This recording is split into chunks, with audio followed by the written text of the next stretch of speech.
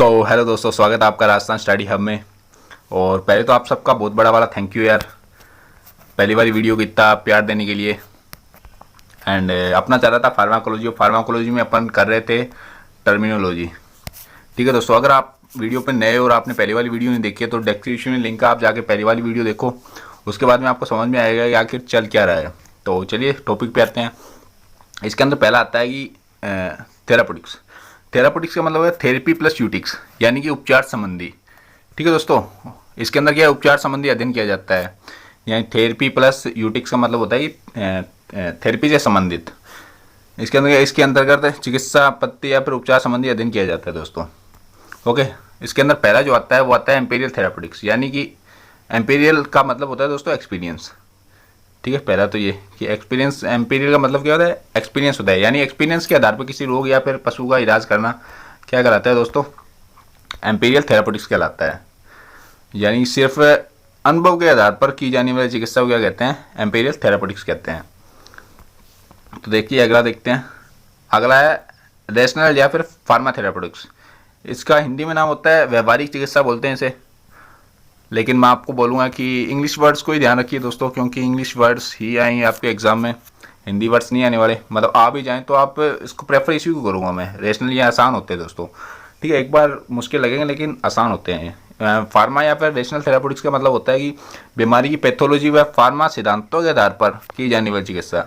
ठीक है, उसके अंदर एक्सपीरियंस में क्या है, कोई लेना देना नहीं है फार्मा से, किसी से एक्सपीरियंस के आधार पर सीधा इलाज कर दो। इसके अंदर क्या होता है कि फार्मा के सिद्धांत अपन को फॉलो करने पड़ते हैं, उसके बाद ट्रीटमेंट दें। जैसे लार के अत्यधिक श्रवण पर, मतलब लार का अत्यधिक श्रवण हो रहा है तो अपन क्या देते हैं, एट्रोपिन देते हैं उसके अंदर। ठीक है दोस्तों, एग्जाम्पल के लिए। और उसके बाद में एक्सपेक्टेंट या फिर प्लेसिबो थेरेपी। इसके अंदर क्या है कि पशु मालिक की संतुष्टि के लिए उपचार करना। यानी आपके पास कोई पशु आया, मतलब कोई पशु मालिक आया और अपनी भैंस या गाय को लेके आया, वो बोल रहा है कि ये डॉक्टर साहब कुछ खा नहीं रही है। आपने टेम्परेचर वगैरह लिया और लेकिन वो बिल्कुल टेम्परेचर वगैरह नॉर्मल है, लेकिन आपको किसी बीमारी के पकड़ में नहीं आ रही है। ठीक है दोस्तों, आपको लग रहा है कि बिल्कुल ठीक है पशु, लेकिन आप उसको नहीं बोल सकते ना ऐसा कि आपको पशु तो ठीक है, आप इसे ले जाओ। ऐसे तो वो संतुष्ट नहीं होगा। तो आप क्या करोगे, इसके अंदर डीवर्मिंग की उसी गोलियाँ दे दोगे, डीवर्मिंग की गोलियाँ दे दोगे। उसके बाद में उसकी मान लो बी कॉम्प्लेक्स वगैरह लगा दोगे, उसके बाद मिनरल मिक्सचर वगैरह दे दोगे। ठीक है, तो वो क्या कि पशु मालिक है वो संतुष्ट हो जाएगी, हाँ डॉक्टर साहब ने उसका ट्रीटमेंट कर दिया और ये अभी ठीक हो जाएगी। इसे बोलते हैं एक्सपेक्टेंट या प्लेसिबो थेरेपी।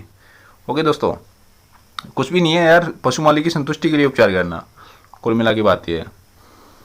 उसके अंदर अगला आता है कि स्पेसिफिक या कीमोथेरेपी, कीमोथेरापेटिक्स। कीमोथेरेपी है ना, ये तो कीमोथेरापेटिक्स है दोस्तों, लेकिन कीमोथेरेपी होती है। कीमोथेरेपी का मतलब कैंसर से संबंधित होती है, ये पहले बता देता हूँ मैं। कीमोथेरेपी है वो कैंसर से संबंधित है, ठीक है, लेकिन ये कीमोथेरापेटिक्स है। कीमोथेरापेटिक्स 2 मिनट में मिटा दूँ इसे। कीमोथेरेपी किसी रोग विशेष में, इसका क्या, किसी रोग विशेष में किसी विशेष औषधि का उपयोग कर उपचार करना दोस्तों। मतलब आपने किसी रोग विशेष, मतलब नेजल ग्लोमेरुलम हो गया, मान लो नेजल ग्लोमेरुलम या नक्सरी छूट गई। नक्सरी में क्या देते हैं अपन, नक्सरी के अंदर टाटर इमेक्टिक का यूज़ करते हैं अपन, ठीक है, या फिर एड्रीनिल का यूज़ करते हैं। टाटर इमेक्टिक या फिर एड्रीनिल, टाटर टिट्टी बोल देता हूँ सीधा, या लिखने में थोड़ी परेशानी होगी इसके अंदर। तो टिट्टी का यूज़ करते हैं हम, टाटा निमेटिक का यूज़ करते हैं। तो वो क्या है कि जाके सीधा नाक के अंदर डालते हैं और वो जो ब्लड है वो रुक जाता है। तो अपन क्या कर रहे हैं, स्पेसिफिक इलाज कर रहे हैं, उसका स्पेसिफिक ट्रीटमेंट दे रहे हैं उसे। ठीक है, उसके अंदर क्या है कि रोग के सीधा कारण पे वो एक्ट करती है, एक्शन करती है, रोग के सीधा कारण के ऊपर एक्शन करती है। मतलब अपन कोई ट्रीटमेंट दे रहे हैं वो स्पेसिफिक है उस रोग के लिए, ठीक है, उसे बोलते हैं स्पेसिफिक थेरापेटिक्स या फिर कीमोथेरापेटिक्स। तो पहले ही मैंने बता दिया, कीमोथेरेपी है वो कैंसर के अंदर दी जाती है, ठीक है, कैंसर का इलाज करना मतलब कीमोथेरेपी के अंदर आता है। ठीक है, वो याद रखियो आप, अलग से लिख लियो आप। सो आगे है जनरल या एसेसरी थेरापेटिक्स। जनरल या एसेसरी, इसे स्पोर्टिव थेरेपी बोलते हैं दोस्तों, स्पोर्टिव।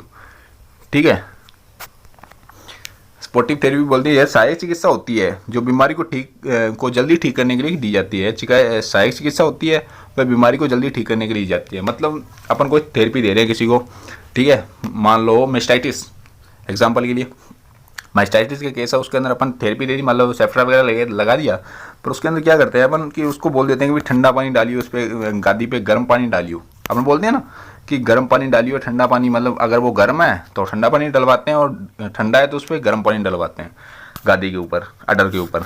तो वो क्या है कि स्पोर्टिव थेरेपी है एक, ठीक है, ताकि वो पशु जल्दी ठीक हो जाए, उसे आराम मिले। इसके अंदर पहला जो आता है वो मैकेनिकल थेरापेटिक। मैकेनिक के अंदर क्या है, मैकेनिकल के अंदर क्या है दोस्तों कि कसरत वगैरह, मालिश वगैरह द्वारा उपचार किया जाता है। मतलब मार के चलो, आपके हाथ में मोच आ गई तो उसके अंदर क्या है, टेबलेट वगैरह तो लोगे, लेकिन उसकी मालिश वगैरह करवाओगे ना, करवाते हैं ना गाँव में, या फिर आपका कभी मोच वगैरह आई है तो आप किसी बाबा के पास गए होंगे या फिर डॉक्टर के पास गए होंगे तो मोच वगैरह निकलता है वो, ठीक है। तो उसको क्या बोलते हैं, मैकेनिकल थेरापेटिक्स बोलते हैं। और उसके बाद आती है हेलियोथेरेपी।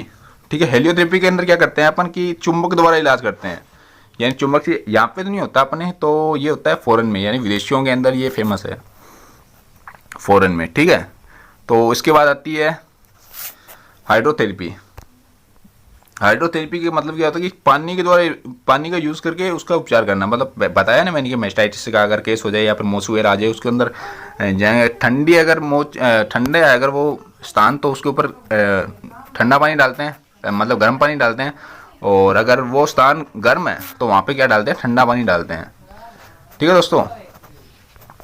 और अगली देखते हैं डाइटरी थेरेपी। डाइटरी थेरेपी का मतलब होता है दोस्तों कि डाइटरी थेरेपी मतलब खुराक को नियंत्रण करके पशु का उपचार करना। मतलब ये कैसे, ज़्यादातर तो जब कोई मान लो पशु ज़्यादा मोटा हो गया, मतलब डॉग्स में यूज़ होता है, डॉग्स में अगर वजन बढ़ जाए ना डॉग का, तो उसके अंदर क्या है कि डाइट को निर्धारित करते हैं ताकि उसका वजन कंट्रोल में आए और वजन कम हो जाए। तो उसके अंदर डाइट एक नियंत्रण कर देते हैं, मतलब डाइट को बांध देते हैं, भी इतनी रोटियाँ आप इसे दोगे, इससे ऊपर खाना नहीं दोगे, तो उसका मतलब है उसकी डाइट को नियंत्रण करके रोग का उपचार करना, ठीक है। सॉरी। उसके बाद है ड्रग्स, मतलब ड्रग्स होती हैं। उसके बाद आता है ड्रग्स। ड्रग्स का मतलब होता है वे तत्व या पदार्थ जिनमें रोगों को ठीक करने की क्षमता होती है, ठीक है। वे तत्व या पदार्थ जिनमें रोगों को ठीक करने की क्षमता होती है वो क्या कहलाते हैं, ड्रग्स कहलाते हैं। तो अगला देखते हैं, अगला है डोज। ये डोज क्या होती है, एक साथ दी जाने वाली औषधि की मात्रा होती है दोस्तों। एक साथ दी जाने वाली औषधि की मात्रा को क्या कहते हैं, डोज कहते हैं। और इसके अंदर स्पेशल आपको बता दूं, डोज का जो निर्धारण किया जाता है पोस्टोलॉजी या फिर मेट्रोलॉजी में, पिछली वीडियो में मैंने बताया था कि पोस्टोलॉजी या फिर मेट्रोलॉजी के द्वारा डोज का निर्धारण किया जाता है, यानी डोज का अध्ययन जो किया जाता है वो किया जाता है पोस्टोलॉजी या फिर मेट्रोलॉजी के अंदर, ठीक है दोस्तों। इसके बाद है मिनिमम डोज। मिनिमम डोज क्या होती है दोस्तों, औषधि की वह कम से कम मात्रा जो प्रभाव उत्पन्न करने के लिए आवश्यक हो, मतलब कम से कम वो मात्रा की जो शरीर के अंदर जाए, बॉडी के अंदर जाए और एक्ट स्टार्ट कर दे, ठीक है, अपना काम स्टार्ट कर दे, वो क्या कहलाता है कि मिनिमम डोज कहलाती है दोस्तों।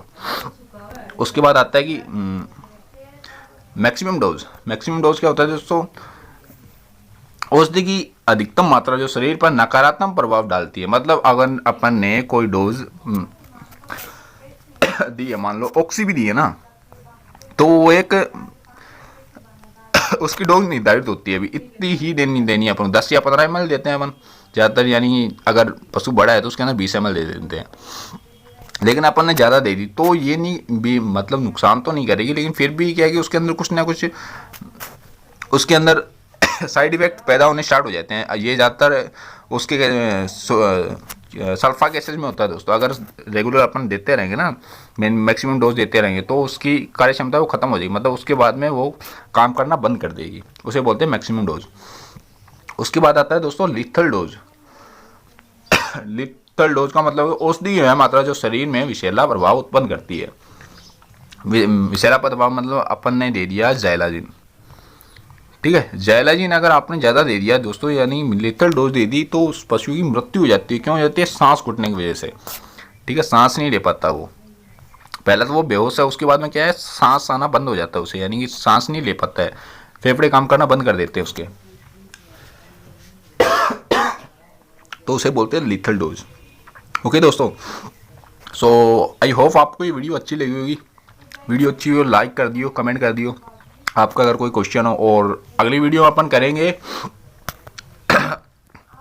डोसेज वगैरह करेंगे और रूट्स करेंगे, IV रूट्स, IM रूट्स, वे सभी अगली वीडियो में करने वाले हैं।